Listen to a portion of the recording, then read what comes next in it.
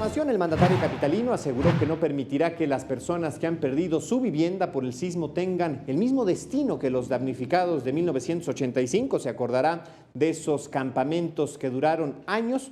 Aquí la información al detalle. La Secretaría de Obras y Servicios de la Ciudad de México implementa tecnología avanzada en el proceso de demolición de inmuebles afectados por el sismo del 19 de septiembre, a fin de garantizar la seguridad de los edificios aledaños.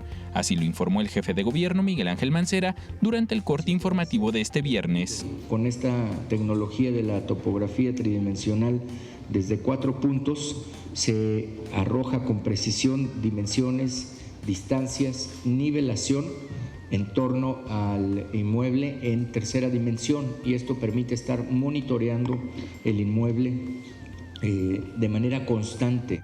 Mancera Espinosa fue enfático al decir que no permitirá que las personas que han perdido su vivienda por el sismo tengan el mismo destino que las de 1985, quienes hasta la fecha siguen habitando los campamentos establecidos en aquel año para su resguardo.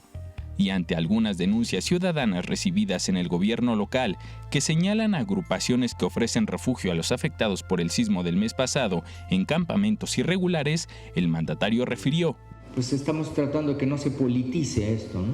Que no se politice. No vamos a permitir que se repita el 85, eso sí.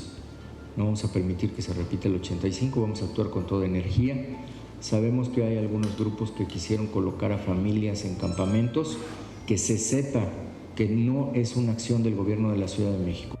Destacó que por ello se implementó el apoyo para el pago de renta hasta por 3 meses y dejó claro que quienes invitan a estos supuestos campamentos lo hacen engañando a los afectados e incluso podría haber consecuencias penales para quienes incurran en estas invitaciones. Por otra parte, indicó que el próximo lunes sostendrá una reunión con el Colegio de Ingenieros, el Colegio de Arquitectos, con estructuristas de la Ciudad de México para tratar el tema de una nueva normatividad de construcciones.